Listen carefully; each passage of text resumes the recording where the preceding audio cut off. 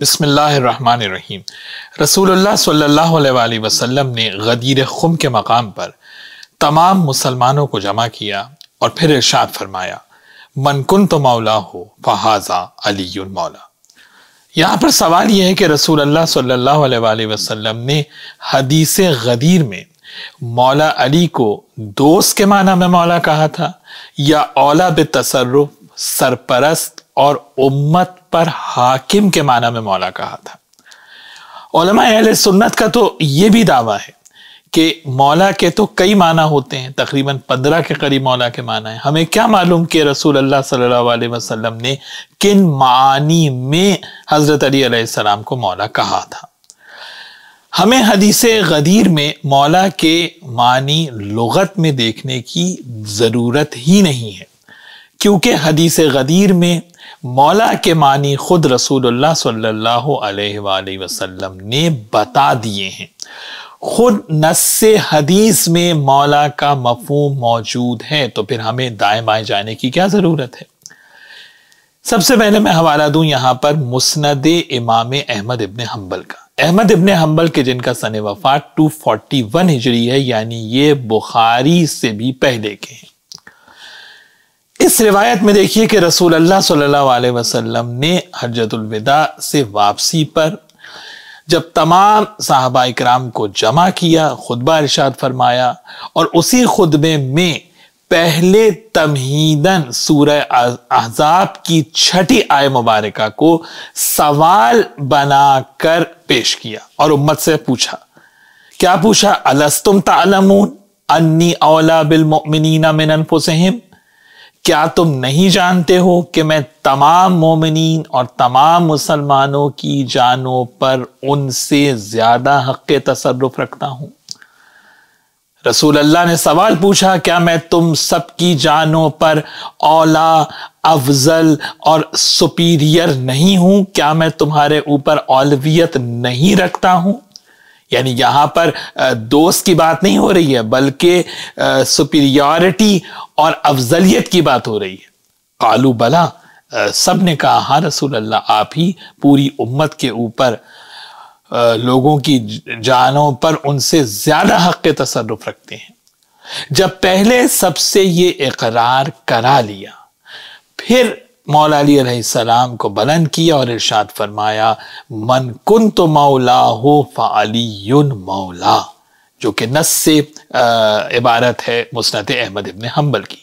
پیغمبر اکرم نے ارشاد فرمایا کہ جس طرح میں تمہارا مولا ہوں اسی طرح سے علی تمہارا مولا ہے۔ اور یہ جملہ من کنتو مولا ہو فعلی مولا، یہ متفرع ہے، منحصر ہے پہلے والے جملے کے اوپر۔ یعنی جب پہلے والے جملے میں اولویت، افضلیت، اولا بالتصرف اور حاکم کے معنی کی بات ہو رہی ہے، تو پھر بعد والے جملے میں بھی اسی معنی کی بات ہوگی، دوست کے معنی کی بات نہیں ہوگی۔ اور وہ معنی کیا ہیں؟ جو کہ سورہ احزاب کی 6 آیت مبارکہ میں ارشاد ہے کہ النبی اولا بالمؤمنین من انفسہم، نبی مومنین کی جانوں پر خود ان سے زیادہ حق تصرف رکھتا ہے۔ تو پیغمبر اکرم صلی اللہ علیہ وسلم نے حدیث غدیر میں ارشاد فرمایا کہ جس طرح نبی پوری امت پر افضلیت اور اولویت رکھتا ہے، اسی طرح سے آج سے علی پوری امت کے اوپر اولا ہے اور افضلیت رکھتا ہے۔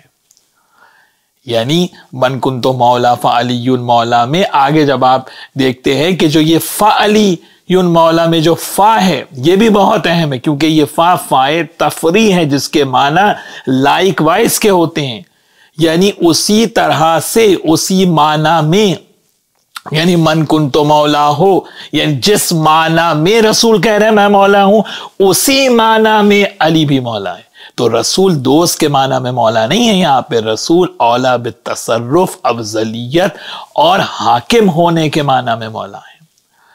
تو جب یہاں پر نص حدیث سے یہ ثابت ہوا کہ مولا سے مراد حاکم ہے، سرپرست ہے، اولا بالتصرف ہے، اولویت رکھنا ہے، امت پر افضل ہونا ہے، تو اب اگر کوئی یہ دعویٰ کر رہا ہے کہ رسول اللہ صلی اللہ علیہ وسلم نے حدیث غدیر میں حضرت علی علیہ السلام کو دوست کے معنی میں مولا کہا تھا، تو دلیل تو اسے لانی ہے جو یہ دعویٰ کر رہا ہے، دلیل ہمیں نہیں لانی، کیونکہ نص حدیث سے تو یہ ثابت ہو رہا ہے کہ رسول اللہ صلی اللہ علیہ وسلم نے پوری امت پر افضلیت ثابت کرنے کے معنی میں حضرت علی علیہ السلام کو مولا کہا ہے۔